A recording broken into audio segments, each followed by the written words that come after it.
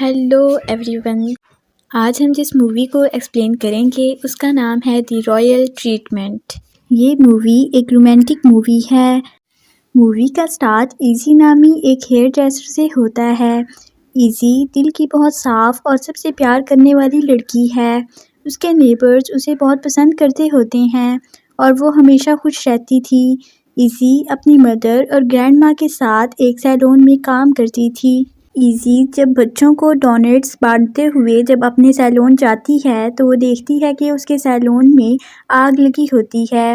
Shop کے پرانا ہونے کی وجہ سے وہاں کوئی نہ کوئی مسئلہ ہوتا رہتا تھا، پر یہ بات دکان کے مالک کا اسسٹنٹ نہیں سمجھتا اور ہمیشہ کی طرح اس نقصان کے لیے ان سے بہت سے پیسے مانگتا ہے، جس پر ایزی وہ پیسے اس اسسٹنٹ کو دیتی ہے جو کہ اس نے اپنا ڈریم پورا کرنے کے لیے رکھے ہوتے ہیں، اور اس کا ڈریم دنیا گھومنا ہوتا ہے۔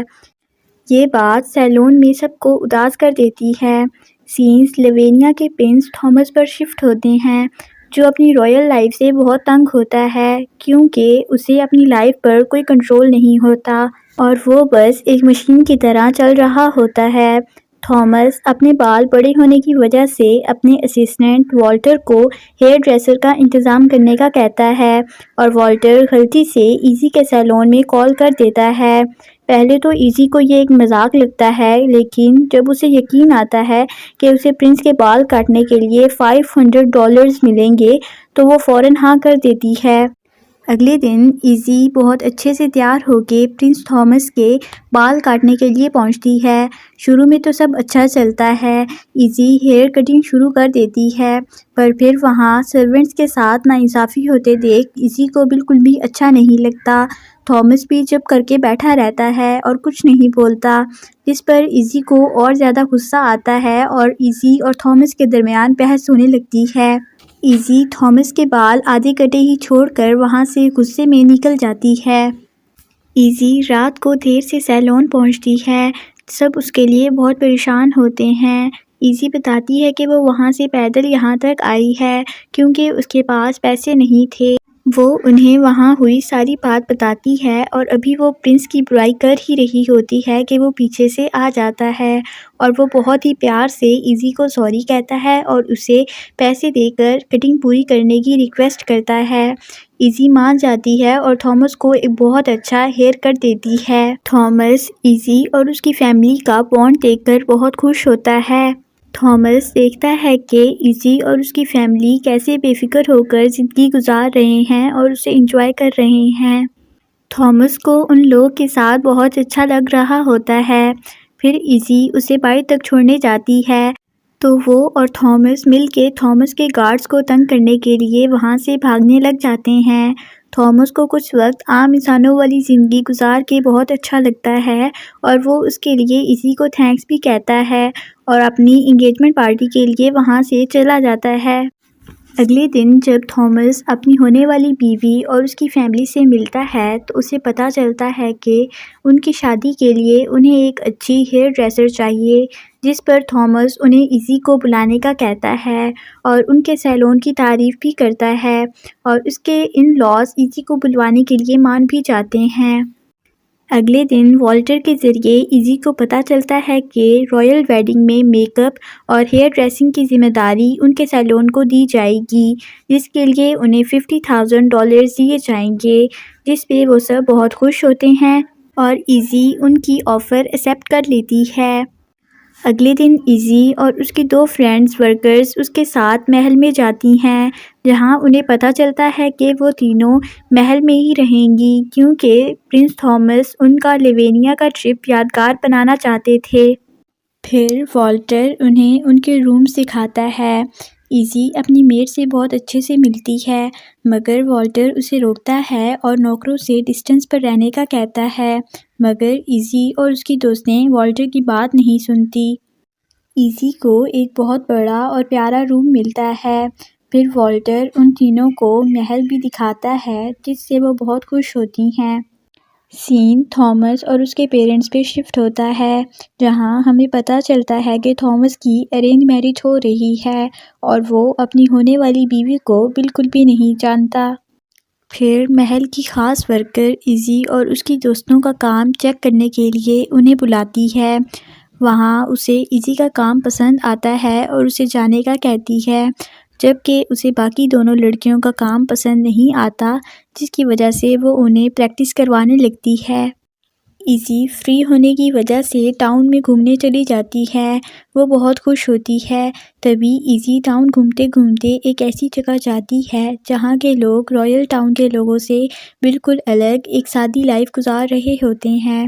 ایزی محل کے ورکرز کے ساتھ بھی دوستی کرنے لگ جاتی ہے، جو دیکھ تھامس اور اس کی فیانسے بہت حیران ہوتے ہیں اور انہیں ایزی کا ویلکمنگ بیہیویئر بہت اچھا لگتا ہے۔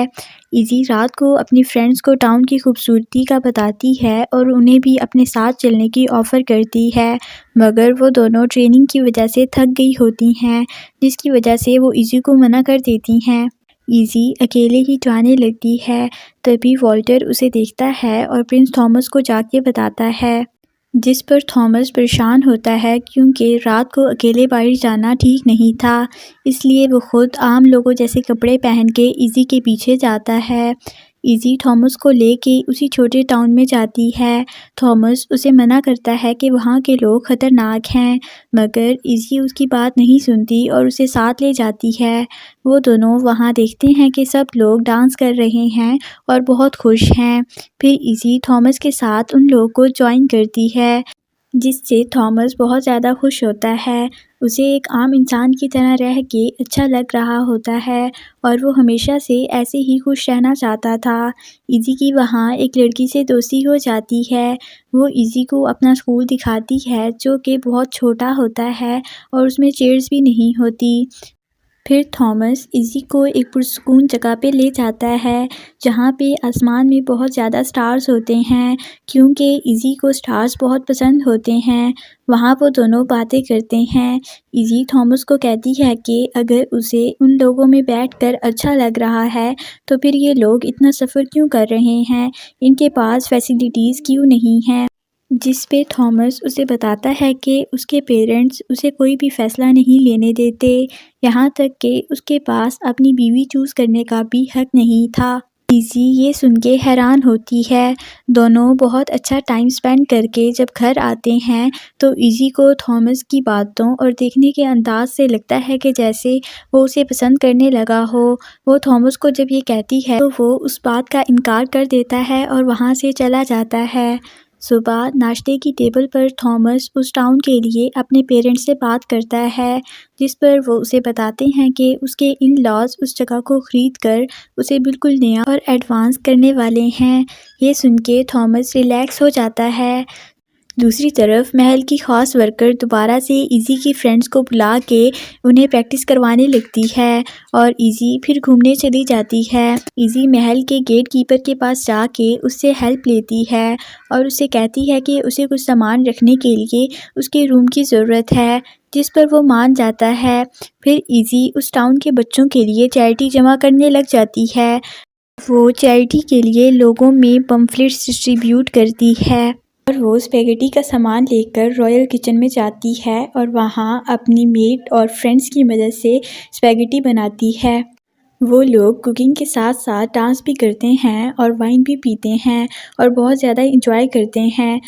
تبھی وہاں والٹر بھی آ جاتا ہے، جس پر سب ڈر جاتے ہیں، مگر والٹر انہیں ڈانٹنے کے بجائے ان کے ساتھ مستی کرنے لگتا ہے۔ پھر ایزی گیٹ کیپر کے پاس جانے لگتی ہے۔ تبھی تھامس ونڈو سے اسے دیکھ لیتا ہے اور اس کے پیچھے جاتا ہے۔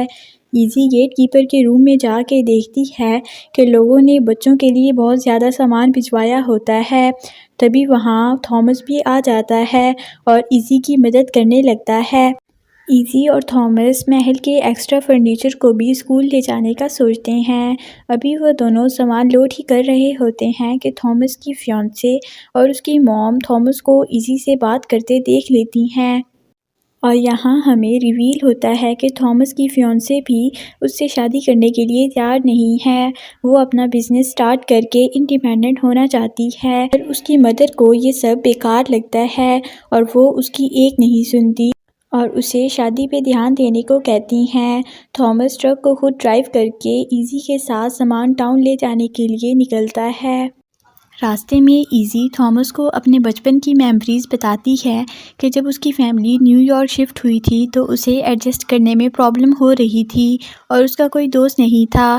اسے خوش کرنے کے لیے اس کے ڈیڈ اپنے دوست سے ایک ہارس بورو کر کے لائے تھے اور ایزی کو اس ہارس پر ٹاؤن گھمایا تھا اور پھر آئس کریم بھی کھلائی تھی۔ اس کے بعد اسے دوست بنانے میں مشکل نہیں ہوئی تھی۔ ایسے ہی باتیں کرتے کرتے وہ دونوں ٹاؤن پہنچ جاتے ہیں۔ سامان دیکھ کے سب بہت خوش ہوتے ہیں۔ وہاں ایزی تھامس کے ساتھ مل کے سب بچوں کو اسپیگیٹی دیتی ہے اور بچوں کا ہیئر کٹ بھی کرتی ہے۔ وہیں جب ایزی تھامس کے بال ٹھیک کر رہی ہوتی ہے تب تھامس کی مدر ان لا ان کی پک بنا لیتی ہے اور اسے نیوز پیپر میں لگوا دیتی ہیں۔ اس بات کی وجہ سے ایزی کو جاب سے نکال دیا جاتا ہے۔